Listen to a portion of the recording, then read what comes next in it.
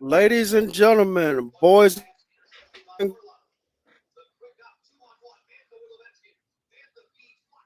What do you? Did he just break? I think we just. I think Brandon just froze up. Did he freeze? And he's the one girls, probably got. children of all ages. There you Oh, go. wait, what? Okay, So something happened. All right, my Wi-Fi is weak. Um, okay, I hate that. Okay, anyway, let's try that again. Ladies and gentlemen, boys and girls, children of all ages. We ain't going nowhere, as you can see. We back for another week of Just a Fan podcast. All right, real quick, I'm the Wildcat quarterback, the NFL encyclopedia of this whole thing, Brandon Williams. To my left is the quarterback of this thing, Trish TV. And down below is that hard hitting A gap blitzer. I put him in the mug front. Defender, Pando 316. you can sit up here and you can talk about football this way. You can talk about football that way. Well, Pando 316 is going to prove you wrong, son. All right, all right, all right. All right. So, ladies and gentlemen, boys and girls, I told y'all last week that today at 4 p.m. Eastern was the NFL trade deadline. Okay. And if Arian, anybody got released after the trade deadline after 4 p.m., they were subject to the waiver wires. And if someone claims them, then they get claimed by their contract goes with them to the other team. If not, then the team that put them on the waiver wires owes the rest of the contract. Anyway, ever since last week's show, especially today, the NFL trade deadline did not disappoint me at all. I think I'm speaking for both T Money and Pando as well. There were 11 trades. We had do some Robert head Quinn scratch. to the Philadelphia Eagles.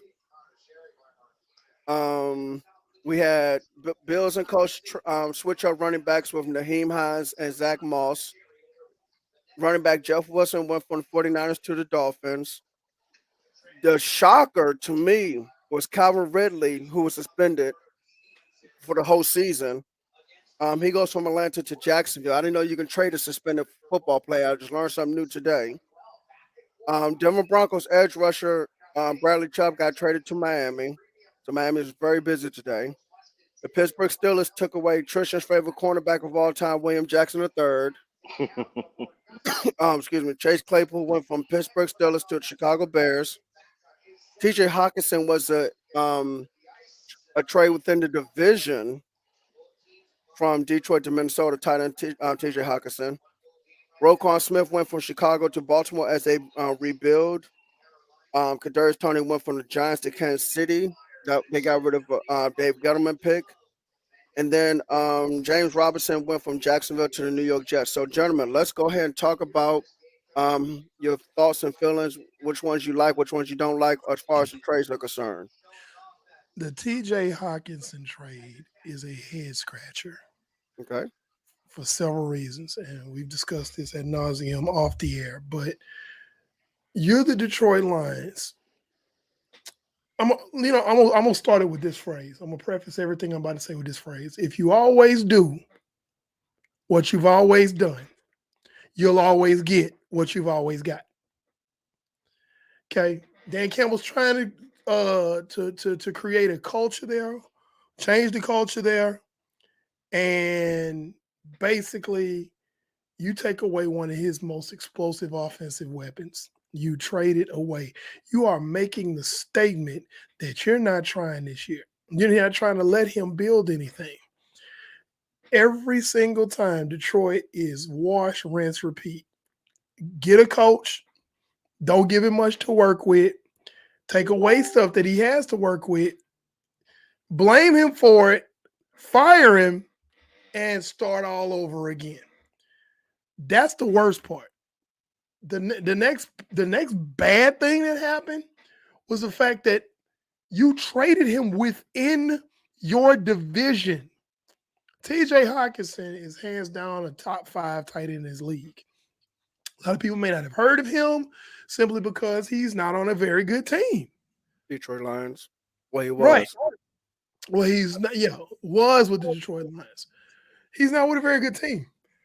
However, if you actually take the time to sit down and watch Detroit play and watch TJ Hawkinson's play, you would realize, okay, this guy's good. He's just not on a good team. And we're gonna start hearing his name more often now. He's in Minnesota. But to trade a player of that caliber within the division that someday you hope to try to win, but he's standing in your way now. That is insane. It is asinine and it's so Detroit Lions. It's not even funny. And then here's the crazy part. I'm willing to bet dollars to donuts that they're gonna try to dump Dan Campbell. They're gonna try to dump Dan Campbell at the end of the season. And it's like you I'm trying to build a culture here. They got to give a guy time. This is a franchise that has never won anything. This is not like you're going to some team that had a history of winning and it had some hard years, and now you're trying to bring that culture back. It's not that. This is not. Yeah. Thank you, Trey. Trey Welsh says Detroit act like they happen to be there, and that's the problem. These things take time. When you have a perennial losing franchise, it takes time to build that up. This is not a team like, I give you a prime example. Miami Dolphins, 72 Dolphins just celebrated their 50th anniversary. 72 Dolphins went undefeated. Yes. Okay, then you had the Marino years. They went to some Super Bowls, didn't win them, but they were always in the conversation every year. Somebody comes in there, that's different. This franchise literally has a history of winning somewhere. It's not Yes. like somebody coming in and taking over the 49ers, somebody coming in and taking over the Cowboys, somebody coming in and taking over the Packers. That is not the same thing. This is the Detroit Lions with a perennial history of losing. So when you get a coach, and I think Dan Campbell's a good coach. I know the record what the record says, but I think he's a good coach. He needs time. You Yeah. can't treat it. You can't treat it like you can't treat it like other franchises. You have to give it time, like you're trying to build a high school program or like you're trying to build a college program, and they're about to screw up again and be at the bottom again.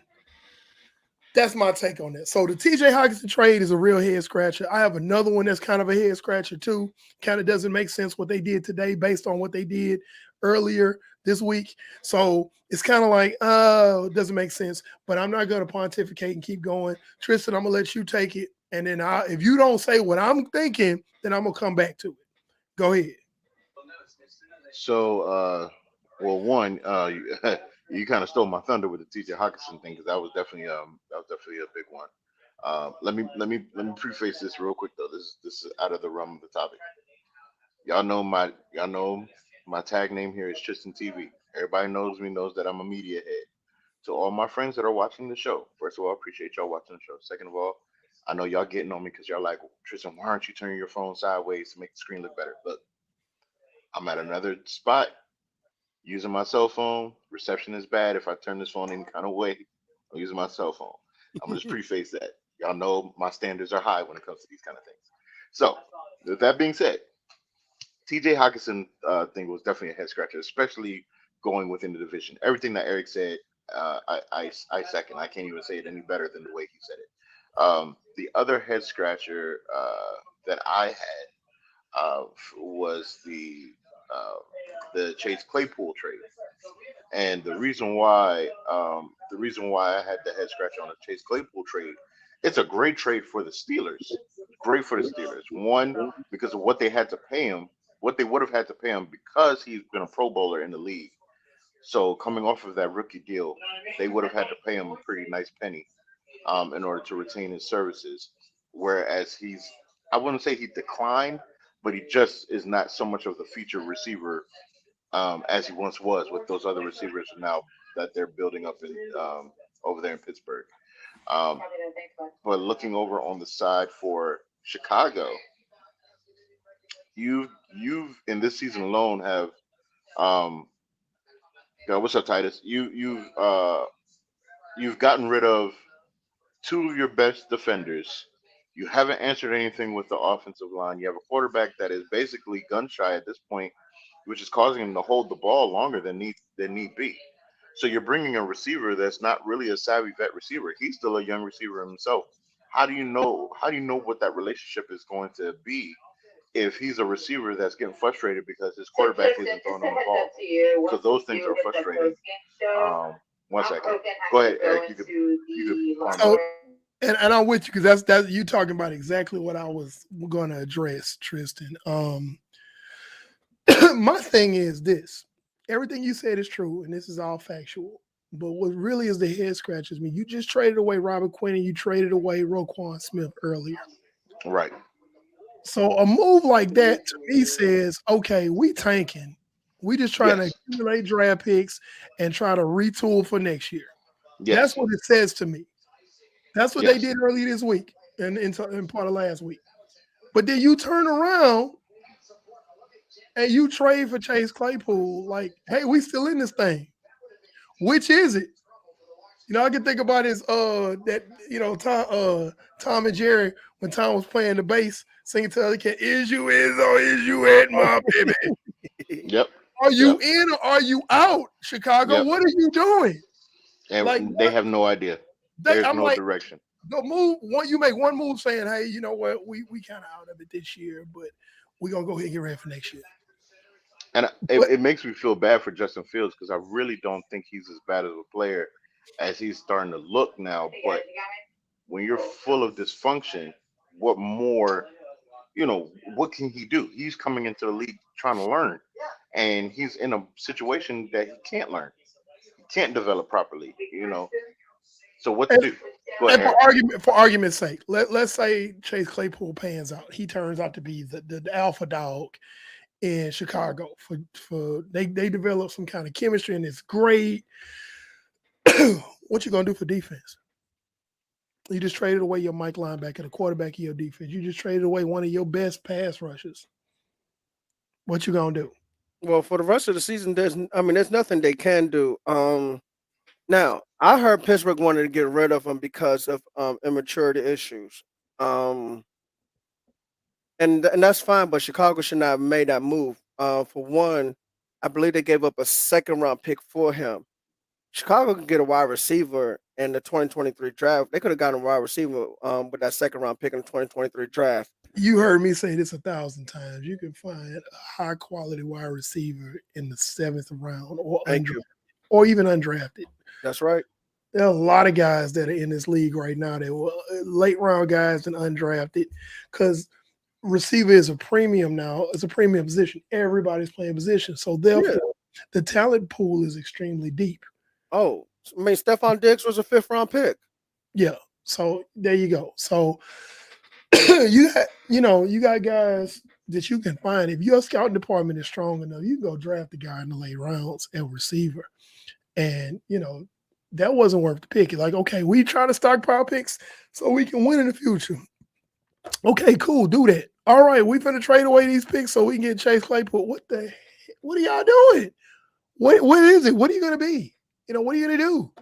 So, in conclusion, as far as what I have to say about the head scratching trades that was made, it's got to be the T.J. Hawkinson trade and the Chase Claypool trade.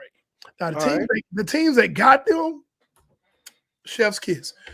Great job, great job. You know, um, But the teams that traded him away, man, did you guys really crap the bed on that one? Yeah. I tell you what, the biggest shocker for me for trades was the Calvin Ridley trade from Atlanta to Jacksonville. You talking about a player that was suspended in before the season even started during the offseason for gambling, for placing bets on football games. That he wasn't even playing in, which Right, and that's another thing too. He wasn't playing in those games. I didn't know you could trade a suspended player. I've never seen that happen before. That's I, a first for me. So I learned something new. that's a new one on me. Yes, so that was a shocker. But I mean, Jackson. Well, but guess what? You know who Jacksonville's GM is, and I know you want him back in San Francisco as assistant GM to John Lynch. You gonna make me cuss on this thing and get us taken off the air by the FCC? Don't do that. I'm trying not to cuss. I got my students watching. Don't don't make me cuss. I'd like to put Trent Baalke in a rocket ship and fire him into the sun. Anyway, And Trent Baalke. all right. So anyway, so Trent Baalke has now brought in traded for Calvin Ridley and to go along with who's Christian Kirk, who they signed a big contract to, a wide receiver. Um, I mean, Trevor Lawrence has a weapon for next year. Um, and I'm about to look into more details of that trade because there was way more information in that trade, but I just didn't get it. I haven't really taken a deep dive into it. But that was the biggest shocker to me. A good trade. Not Robert Smith. What else? Roquan Smith from Chicago to Baltimore. That Yeah, was good because now you have a true middle linebacker who can make tackles in A and B gaps. yes. He can quarterback that defense. They can move Patrick Queen to weak side linebacker, and they both gonna make plays. They still have good DBs. Defense line's not bad. They got a couple edge rushers who both um young edge rushers got healthy today. They activated them. Titus Bowser and the rookie they drafted, was it Jabu? Yeah, they drafted Jabu. So both of them are healthy now. Michigan.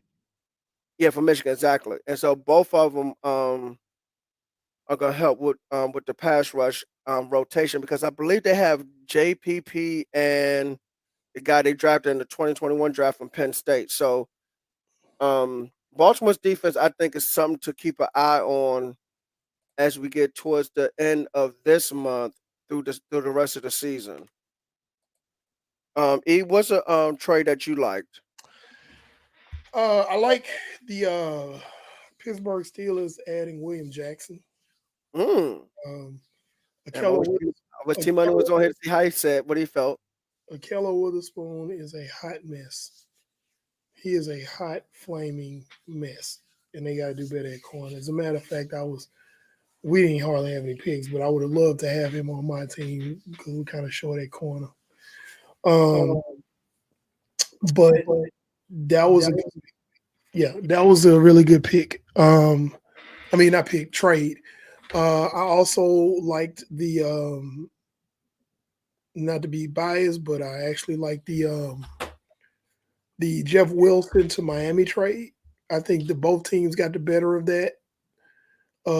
San Francisco got a fifth round for him, which you have to understand. Jeff Wilson was undrafted. Jeff Mm, Wilson was undrafted, and we got a fifth for him. So that's good. I'll take it. You got a bunch of people who are like, "Hey, oh, Jeff Wilson was playing so great." Yeah, shut up. Okay, we just acquired Christian McCaffrey for way too much. He's playing great. We'll more on that later. He's doing great. I never said he wasn't going to do great, but we gave away too much for Christian McCaffrey. We need to accumulate some more draft capital so maybe we can move up into the third. We have no more thirds, except for compensatories. So, yeah, we got to do what we got to do to get picks in San Francisco. Now, on the flip side, him going to Miami, Mike McDaniels is the head coach in Miami. Mike McDaniels was the offensive coordinator in San Francisco last year. It's good for Jeff Wilson. It's good for that team. He's going to jump in day one and be able to contribute. Miami now has two running backs that used to be in San Francisco that know that offense front to back. And here's the thing: Mike McDaniel is not going to run them into the ground to where they broke up and can't play no more, like Kyle Shanahan does. Hmm. You know, Mike McDaniels understands how to platoon his running backs and keep them fresh. So now you really are going to see something special in Miami because Miami's going to be able to run the ball way more than they have been. They've been running pretty decent, but you know it's not going to be Waddle and a Hill and Gasecki. It's going to be they finna run the ball. Dang, they finna run the ball. We got to get in the box, but we can't get in the box because you still got Hill and Waddle out there. So this offense is about to become way more potent with Jeff Wilson, just allowing other players to be able to do the things that they do. And with Mike McDaniel's play calling, which I still say he was the brains in San Francisco these last couple of years. Yeah, so he that's the most even trade, I guess you could say. Right. And you know, Um, and the and you know, 49ers are not hurting for running back. They still have of course they have Christian McCaffrey, but Elijah Mitchell's coming back from IR. right. They drafted Ty Davis Price last year on this past draft. And then they came back around and went undrafted and got Jordan Mason out of Georgia Tech. So the running back room is still pretty deep. So that's one of those trades I can say both sides kind of won in that one, you know. Right. Yeah. So And plus, you guys have a running back friendly system anyway. That's A. And you talking about Miami's offense being explosive. I mean, their two receivers, Jalen Waddle and Tyreek Hill, just set a record of most receiving yards as a duo through the first 8 games of a season. So, and the addition of Jeff Wilson along with Raheem Mostert is already there is going to make that passing game open up even more. mm, Tua is starting to become a more mature player, more mature yeah. passer. I'm watching the maturation of Tua Tagovailoa, and this team is going to be a problem. Uh, okay, Titus says what? Put it back up. Titus says I think that the Bills trade is good for Buffalo. So, You want to talk about that, Brandon? so, I mean, I really don't have much on that because I'm not really. I mean, I know. I mean, Naheem Hines to Buffalo as they traded Zach Moss to the Colts. I mean, I'm not really all that familiar with Hines. Um, I mean, and Buffalo's not a team that runs the ball a lot. And I mean, Naheem Hines is going to be there with. No, Uh, sir. I'm gonna have to disagree with you there. Buffalo does run the ball. They have not run the ball like they want to run the ball. Singletary is good, right, and then they have Cook. but and Cook, but I'm gonna tell you, Naeem Himes is a very, very good player, and they're gonna go with the spelling the running backs, the platooning your running backs thing, and Mhm. we're gonna see a lot more running from Buffalo, especially as the weather starts to turn colder. Well, yeah, you're gonna have to definitely run the ball. And it should be getting cold now in Buffalo because that's Buffalo. And here's the thing: to win in the playoffs, what are the two things you need to pack? A Your run game and and a your defense. defense. Buffalo already has the best defense in the league. Oh my goodness, their defense got so much better when they added Von Miller. I mean, he just put that defensive line through the roof, which is gonna help the secondary. And the secondary is already locking down players and stuff. And they just reactivated Travarius White. Yeah, oh yeah, they did. They sure did. So that Buffalo is going to be a problem, a Until big problem. and until further notice, Buffalo's going to the AFC Championship game. I'm not gonna say that because strange things happen, but if you just ask me to make a bet, like, hey, gun to your head, if you had to choose the AFC champion, I would say No, Buffalo. I said they're going. I didn't say they were winning. I said they're going to it. No, I think I think that's fair. That's fair to say they going. I don't see any, even though the AFC, you got a couple of teams that's just kind of hanging back. They're not really making a lot of noise, but you better watch them. You know, But yeah, Buffalo right now is the front runner. I honestly, right now, I feel like Buffalo is the most complete team with that Naheem Himes addition. With the Yeah. backs they already have, they're probably Yes. the most complete team in the NFL at this Yeah. particular Yeah. point. Oh yeah, they are. Because I mean, Kansas City's deep at wide receiver, but I'm not a fan of their defense as much as I am with Buffalo. Yeah, I just really feel like they are really they solid. They I mean you know you could find what's the word? You can find a chink in the armor, or Yeah. you can find an Achilles heel with a lot of teams. You can go down all 32 teams pretty much and do that. It's hard to find one for Buffalo. Exactly. It's really like I set up and watched Josh Allen because I started him on my one of my fantasy leagues this week, excuse me, and he did not have a great game this past week, but they still found a way to win that game by what they won by what 10 points. Yeah, they sure did. Was it 27-17, I believe. Yeah. So, I mean, they still won by 10 points, and the quarterback did not have a great game. Like, that's hard to do because Josh Allen, he made some boneheaded plays. Sure He did. did. The defense came right back and cleaned up his mistake. Then the running game caught on fire. So, I'm not trying to, just Buffalo, Buffalo, Buffalo. I'm not trying to do that, but it's hard not to when you sit down and watch Buffalo play. They are impressive. They are Definitely. extremely impressive. So moving on. All Uh, right. So, ladies and gentlemen, boys and girls, children of all ages, we have a new segment for you, and it is called. so allow me to explain it. Some people have come on, man, or whatever.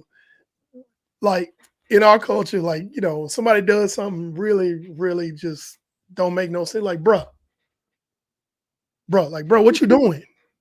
So yeah, that's our segment. And basically, we've come to realize we came up with this idea because somebody does something stupid every week in the NFL. Yes. Every week you can find it. It might be a coach who refuses to kick the extra point, wants to go for two when they don't have to. Mm. Damn the analytics. Just kick the field goal. It may be a GM who makes a really ridiculous trade, and the GM for Detroit is right up there, but he didn't make it this week. The winner of the consensus winner for this week for us, the Bruh Award, Here we go. Great play. none other than DJ Moore. All right. Watch this, y'all. It is, I'm gonna set the scene. There's less than 20 seconds left in the game. Okay, they're down 28-34. DJ Moore makes a fantastic catch, touchdown, but he takes his helmet off in the field of play, which is a penalty. 15 yards, and it'll be assessed on the next play. And I thought used to think it was going to be assessed on the kickoff. I was wrong. It was assessed on the extra point. Extra point. So instead of it being and see, several years ago, the NFL pushed the extra point back from the 2 yard line to about the what was it, 17 yard line or something like that. So anyway, that pushed it back an additional 15 yards, and so the Panthers had to kick like a 48 or 49 yard extra point, and they end up missing Which put them into overtime. overtime, and then they lost to the Atlanta Falcons, and all because of this man right here. I'm gonna play it for you one more time. Please play that. Taking his helmet off. Did I do that too fast? Oh no, I didn't. Okay. And that was PJ Walker, the quarterback, throwing a pass. And I tell Beautiful you what, pass. I saw this touchdown, and I was like, wow, this guy just caught a pass. And I had missed the whole flag thing, and I didn't realize what happened because I was expecting them to make the game winning extra point and beat the Falcons, but that didn't happen because it took his helmet off. Now, So it that worked was, out. It worked out for me because I picked the Falcons in my picks. So, but that was definitely the number one bruh moment of the week. The like, number two bruh moment of the week is this of Michael Parsons and Justin Fields. Let's watch.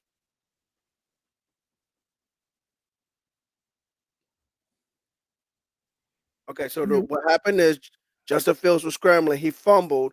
Parsons is recovering it.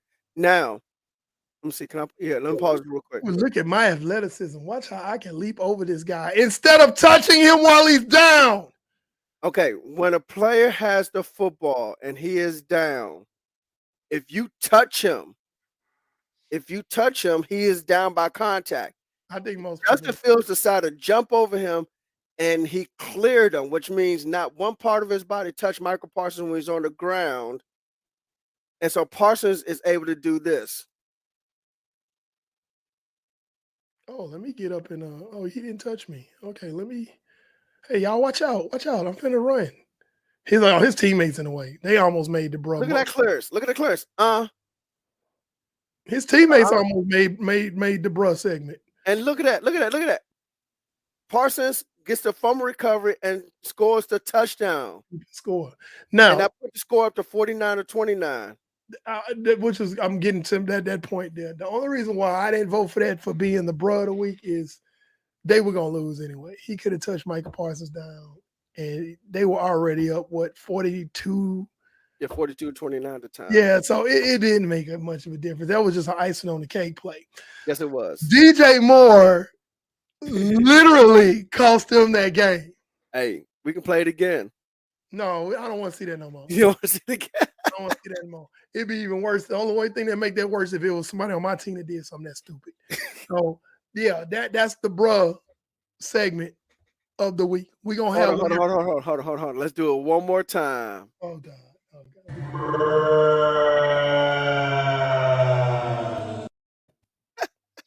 Bruh. Bruh. What you All think? right, so ladies and gentlemen, boys and girls, that was our bruh moment of the week.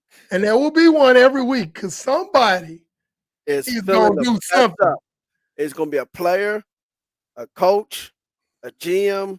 Somebody is going to mess up. All right. Somebody finna not mess up. It ain't messing up. Well, it is messing up, but it's just being flat out stupid.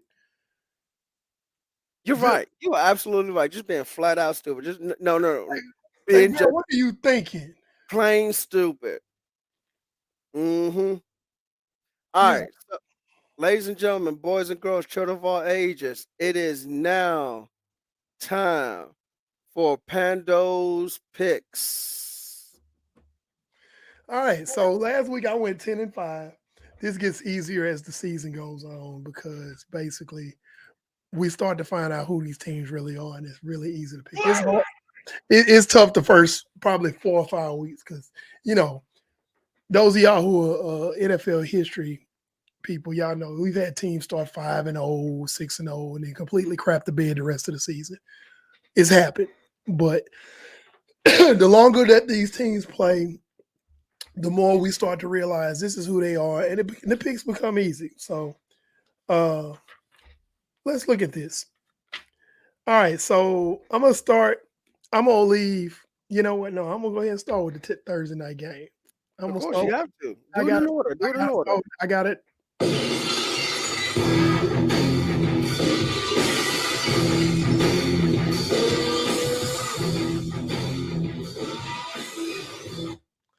That Thursday night game, the Eagles at the Texans, is my Stone Cold lock of the week. I mean, I don't look, think we need to talk about that too much. I mean, look. All Philadelphia has to do is put up 14 points in this ball game. I'm just put it like this: the Texans are kind of like Detroit. They play hard, they just can't win.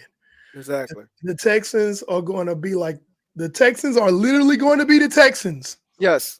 at the Alamo. Yes. Brandon, I know you're not from down here, so you may not understand the analogy, but they're literally going to be like the Texans at the Alamo. And if you know the story of the Alamo, the Texans, it was 200 Texans in the Alamo against over 1,500 of the Imperial Mexican Army. And they fought like devils and they got wiped out. Okay, yeah, I dead, do remember hearing that story. dead to the last man. Mm-hmm. The Texans are literally going to be the Texans this week. They're gonna fight like dogs. Mm. Still, there's no way they're gonna win this game. Nope. Hey, listen, folks. I don't know who likes to gamble or bet or anything like that, but I'm undefeated on my Stone Cold picks. Okay, go back and check. If I tell us that's a Stone Cold lock, you need to put some money on it. Say it right now. I'm never wrong on my Stone Cold ones. I'm wrong on some of them. Like I said, I'm not always right, but I'm more right than I'm wrong. Moving on. Uh, I got the Chargers versus the Falcons. I'm going to go out on a limb here, and I'm going to take the Falcons over the Chargers. Mm. Okay, Talk to and me. watch. I bet you. I bet you the Falcons gonna crap the bed on this game. They're going to crap the bed on this game just because I picked them. I believe that the Chargers are a better team? Yes. Do I believe that Justin Herbert's better than Marcus Mariota? Yes. Do I believe that the Chargers have a better defense? Yes. But there's a disturbance in the force that's telling me to pick the Falcons for this game. Mm. The Chargers are rested. They coming off a bye. Everything points to the Chargers annihilating the Falcons. Now, see, you know what? That comes down to the head coach because the question is does the head coach have the Chargers prepared for this game? Come on, Brandon. Now, and You also you I you don't own now, something now.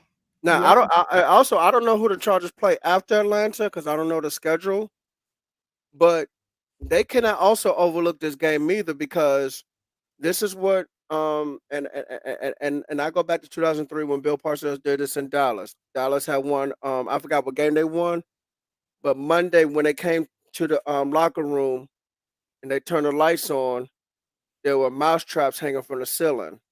And trap what that game. symbolized was that it was a trap game coming up for that week. So this is on the Chargers head coach to not fall for what could be a trap game and make sure this team is prepared coming off a bye week. So this game is we're gonna really find out who Brandon Staley is as a head coach. If the Chargers play flat at any kind of way, I don't care win or lose. If the Chargers look flat, then Staley is definitely not a good head coach. I don't think he's a good head coach. I know, but I'm just saying like this will further solidify that Yeah, because I think head coaches should always have their teams prepared as well. I mean, of course, every single game, but you gotta be careful of track games. You gotta be careful of games coming off a bye week, and there's like a couple other scenarios as well. But head coaches really are judged on those games, and we're gonna see who Staley is on Sunday. I think that Staley is just benefiting from having a lot of really good talent on his team. I think Staley was benefiting from being in LA as the Rams defensive coordinator. That's what he benefited from. Yeah, He benefited from Aaron Donald. Oops. yeah. Speaking of which, Just like Adam Gates benefited from Peyton Manning in Denver. speaking of which, well, I'm gonna get to that later. More on that later. Talk about Aaron Donald and his team. Um, Give me the fans over the Bears. I'm looking for the fans to Oh, almost. I'm looking for Miami to almost run roughshod over the Bears because they've lost their best pass rusher via trade, and they've lost their Mike linebacker via trade, and Miami is starting to gather steam again. What? I'm surprised it's not a Stone Cold Lock number 2. Yeah, I'm not going to quite say that because again, we're still looking at the maturation of Tua Tagovailoa, but everything points to Miami just. Hey man, oh you over there? Let me throw you the ball. Okay. Oh you over there? Eric, Come on, here, take it around and get this ball right. Eric, Yeah. what are So you talking about? This should almost be a Stone Cold Lock because who is going to defend Tyreek Hill and Jalen Waddle? well, here's the thing: the Justin Fields can keep them in this game with his scrambling ability. Yes, but now, if I'm Miami and whoever the defensive coordinator is, if I saw that tape of what happened between Dallas and Chicago on Sunday, granted, even though Dallas won, and I know that Fields can run. You got a game plan for that. And the Chicago Bears can run the ball. You can game plan for that. That no, hold on, no. Listen to me. Listen to me. That's read option stuff. Okay, that's that zone read option stuff. There's a way to game plan for that. If you don't know how to game plan for that Brandon, by now, Chicago does not. Every running play that they run is not a read option run. okay, okay. Okay, Well, sometimes it's just straight up run down your even throat, and they ran down Dallas's throat. The only thing it was the turnovers that put them out of that game. but also Like, okay. Look, no, I was watching the game too. There was a lot of read option, and Justin Fields was also able to scramble. it was a lot of read option, but to make the statement that they just read option, that's no. No, I'm not saying I'm not Yeah. saying 100% of run plays is read option. No, but what I'm saying is, if you look at the tape, some of that stuff was read option. There's a way to shut that stuff down, and I'm telling you, now I don't know who Miami's defensive tackles are, so maybe I might give you a little bit of that, but Miami is just like how Philadelphia is against Houston. If they put up 14 points, it's ball game. I don't disagree with that, but So I only pick, that's why I'm just saying. To me, that should be Stone Cold Lock number 2. But that's my opinion. Go ahead. yeah, I only do one Stone Cold Lock. I might do more than one pick 'em, but I only do one Stone Cold Lock. So Okay. at the end of the day, at the end of the day, if we want to, if you look at Chicago versus Miami and Philly versus Houston, and you got to pick one of them as a definite lock, who you picking? Exactly. Philadelphia. Okay, you got it. Exactly. You got it. Okay. So my next pick, the Bengals visit the Panthers visit the Bengals. Okay. Yeah, that was a head scratcher the other night with the Browns, but that's a divisional game. So then again, when you think about it, it's not really a head scratcher when you think about it because it's a divisional game. I had the Bengals winning that. They did not. They started having those protection issues again. We thought that they had that handled. Right now, it's not. It didn't look so hot, but I still have the Bengals beating the Panthers. And I'm glad the Dallas Cowboys got rid of Lyle Collins. PJ Walker, um, It's PJ balling. Walker, he's special, and I would love to have him as a backup on my team. But Well, right now, interim head coach Steve Wilkes says PJ Walker starting again, even over Baker Mayfield and Sam Darnold. duh, he's giving them more of a spark than any of them could. So Definitely.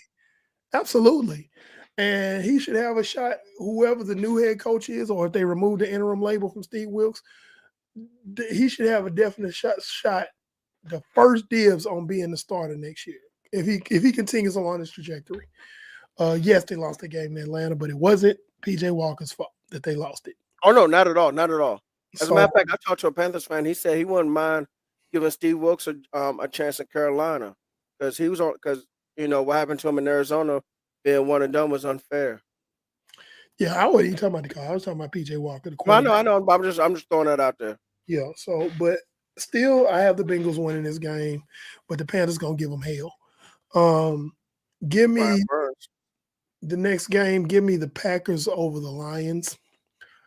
I Yeah. don't know if Amon-Ra St. Brown is going to play yet or not, but I can tell you right now, you've taken away one of Jared Goff's best weapons in TJ Hawkinson. He's not going to be there this week. He's not going to be there to relieve Jared Goff and be his check down, be his safety blanket. Aaron Rodgers has got to right the ship or throw dirt on them. If they don't win this game, this is another throw dirt game.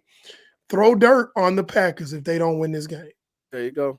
You got to. So I'm picking the Packers to win this. They're going to find some kind of way.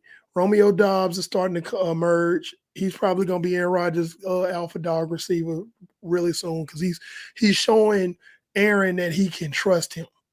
He makes some really good catches. And the other ones, not so much. The other receivers kind of like, I don't know if I can trust you.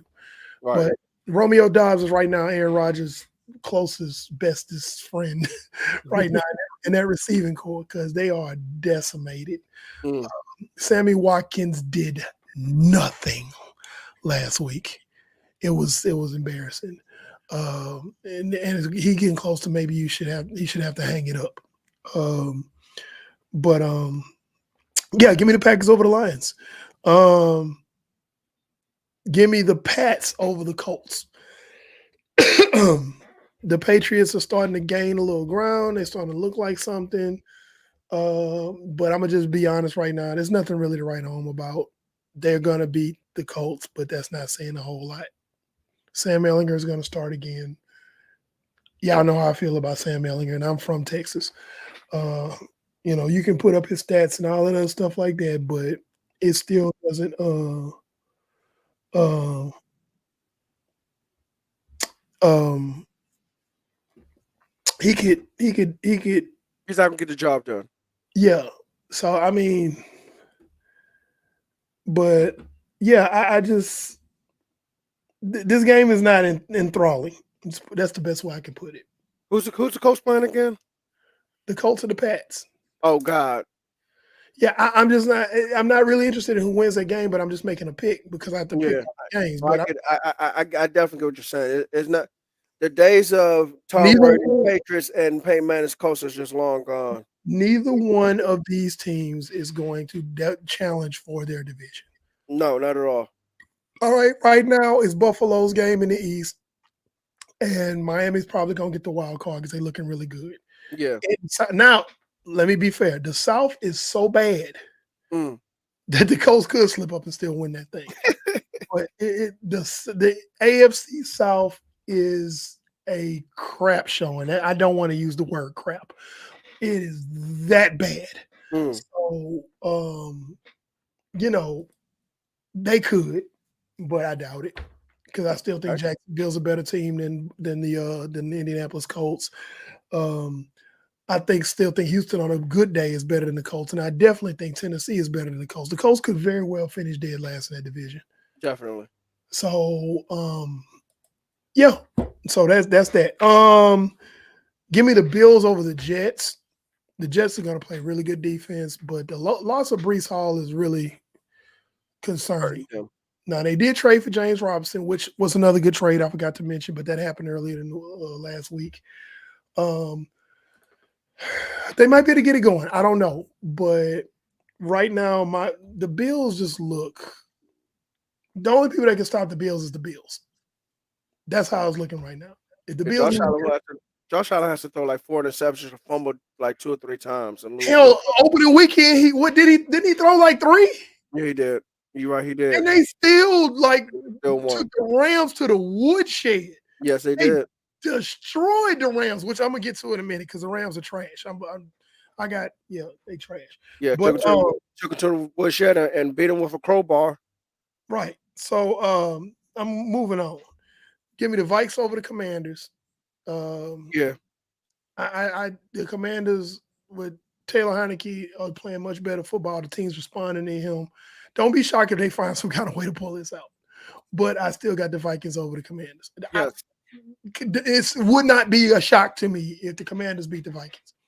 The Vikings getting a little high on themselves. They think they hot stuff, and they ripe for a fall. They right then this could be a trap game. Oh we'll beat Washington. We Taylor Heineke come out there and throw 3 touchdowns. Hey, look, that guy, he's a gamer.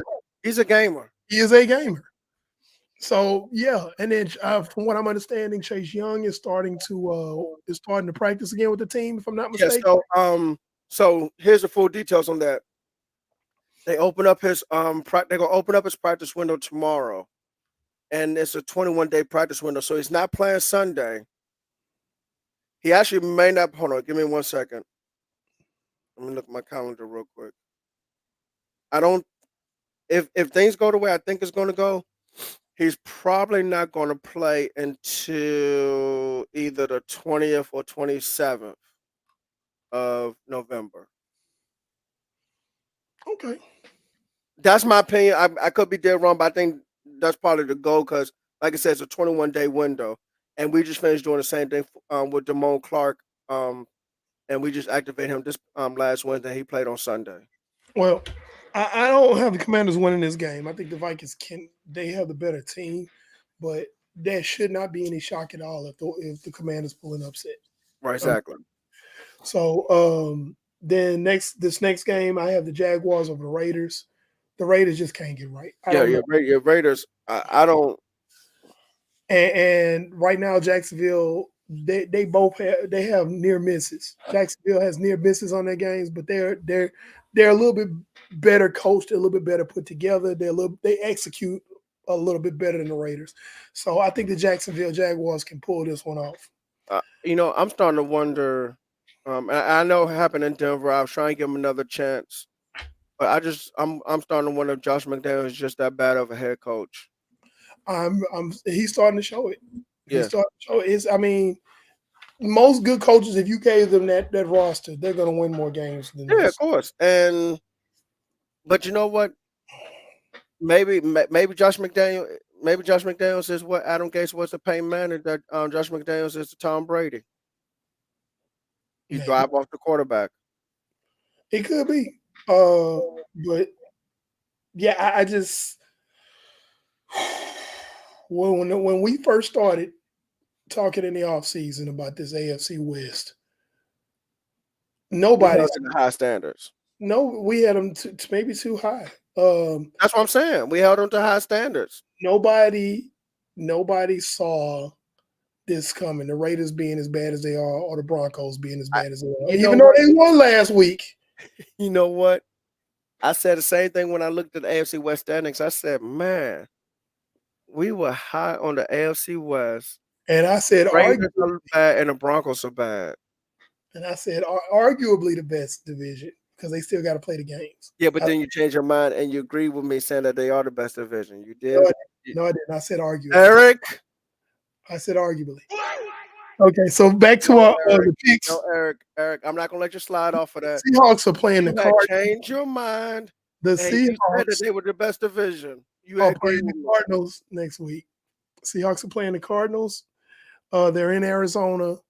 Um, I have the Seahawks winning that one, even though I don't want them to. They probably will win that game. Cliff Kingsbury should be on the hot seat, even though he's not. That's what irritates me. You have some coaches that should be on the hot seat and others who are on the hot seat that shouldn't be. Like Dan Campbell should not be on the hot seat. He needs time. Cliff Kingsbury has no excuse for the team stinking up the joint like they do. They are stinking the place up. Kyler Murray literally looks like a fifth grader at recess. A fourth grader at recess. I know because I have one. I have a fourth grader. Yeah, he's no. It just It's so it just I just they can't get it together, and the Seahawks defense is playing better at this point in the season. They're playing really well. So I really think the Seahawks can just probably beat the Cardinals probably by 10 points. I agree. Even though I don't want them to win. I wish there was a way for both teams to lose. But next game, I have the Rams and the Bucks. I have the Bucks beating the Rams. Now this is a pick'em game. Oh, really? This is my pick'em game of the I week. guess so because Tampa Bay has not played well. Tampa Bay is not playing well. No, you're right. You're right. You're right. Tampa Bay just flat out is not playing No, well. no. And it's a problem. If Tampa Bay was able to like really get it together, they would crush this Rams team. The Rams are a hot doo-doo mess. I don't want nobody coming on this show no more talking about the Rams. Nobody coming in the comments talking about the Rams because I'm gonna rip your argument to shreds. I said this since last year that the Rams are a joke. I've been saying this. Oh, but they won the Super Bowl. Blah, blah, blah, blah. They got lucky. They were not dominant in any of their games, which translates to they're a fluke. Their Super Bowl win was a fluke. Matt Stafford is probably has made more turnover prone plays this season. If they actually had that stat, I would love somebody to pull it up. He's probably top 5 in turnover prone plays. Turnover worthy plays. That was not necessarily a play that is not necessarily a play that creates a turnover, but could have been a turnover. He's gonna throw you at least one or two a game. You just got to catch him. You just got to catch him. Definitely. Cooper Cup is all that they have going for them, And he's out. and he's out. Okay, No, Aaron no, Donald. no, no, no, no, no, no. I think they said he might play this Sunday, which I was surprised. Let's be real. Is he 100%? No, Exactly. and is it what, an ankle injury or something? Yeah, it was a bad ankle injury. You know what? And If here's the thing: Sean McVay subscribes to that Kyle Shanahan brand of coaching. You are getting your brains beat in by the 49ers. Okay, it's 3 minutes left in the game. Why is your star all pro wide receiver still out there? you know what? Unless If, you can score a touchdown and the touchdown is worth 17. I'm gonna say this right now. You're down by 17 with 3 minutes left in the game. Eh, Pull them With, guys out of there. with Cooper Cup having a bad ankle, if I'm a corner, I'm pressing Cup at the line of scrimmage because bad ankle, you ain't gonna be able to do what you want to do, and you're gonna have a hard time getting off that line of scrimmage with bad ankle if I'm pressing You're you. not gonna be able to push I off. will press her. Yeah, you're not gonna be able to push off. Right, I'm gonna press Cup all game long. I don't care. I don't care what the coverage is. I don't care what the DC says. I'm gonna like, look, I'm pressing him at the line of scrimmage, Yeah, and I'm gonna ride him all the way to that 5 yard line mark, and then he can try to do whatever he can. But I know for a fact that I can shut down Cup with a bad ankle. yeah. It's and when you if you put them in a position where you shut down Cooper Cup and force Matt Stafford to beat you with his other receivers, all of a sudden they're not scary anymore. Exactly. When you find a way to run away from Aaron Donald, you can run the ball on them. Exactly. Aaron Donald's a great player. Cooper Cup's a great Definitely. player. But when you find ways to neutralize those two players, that you don't have much. Jalen Ramsey is a bum. He's Okay. toast. He is no longer the best corner in this league anymore. He's not even close to being the best corner in this league at this particular point. He's burnt toast. All he is mouth and talk and pushes and shoves after the play and talking. He was talking noise and pushing and shoving the kicker this Sunday. Like what you if you that big and Hey, bad, isn't that why the second time why he's you done that? starting beef with a kicker? Isn't that the second time he's done that? Yes, he a chump, man. He's a chump. Like if I'm an all pro corner and I'm the best that is, or better yet, hold on, wait a minute. Let me quote him. If I'm him, like he says he is, and usually gets beat bad after he says something like that. But if I'm him, like Jalen Ramsey says he is, I'm gonna be like, man, I ain't got time to, man, I ain't fooling with no kicker. I don't care what the kicker that said to me, man, go on, you a kicker. You can't even hold my jock. Like that. Exactly. But you actually engaged with a kick. Actually, you started because everybody knows Robbie Gold don't talk no noise, but you started messing with a kicker. Mm-hmm. Yeah. So the Rams are trash. I'm serious. I would not be shocked if they finished at the bottom of this division, and it's a bad division. Let me be clear: the West is bad. Okay. If the Seattle Seahawks in their current iteration of the Seattle Seahawks is at the top of this division, that's a bad division because they're not a good team. Nope. They are not a good team, but they're at the top of the division. That's literally like which turd floats highest in the toilet. Literally, the NFC West is terrible. Random question: my 50-year-old from my 50-year-old, should I start Jeff Wilson in my fantasy league even though he got traded? Jeff Wilson was not going to be a starter in San Francisco anyway. He's going to come in and spell Christian McCaffrey. He will not be a starter in Miami. So if you are already playing him in San Francisco, you can go ahead and play him because he's probably going to get the same workload he got in San Francisco as in Miami. It's the same offensive system. He knows the system. So he will play this week, but he will not be the starter. Raheem Mostert is the starter. Hope that answers Okay, your question. but is it enough to play him that he's gonna get the 15-yard enough fantasy football points? at least a decent amount of He can. It depends if you're in a PPR league. okay. Yeah. Uh, so yeah, you can play him. But if I know Mike McDaniel like I think I know him, he's going to get some carries this particular week because Okay.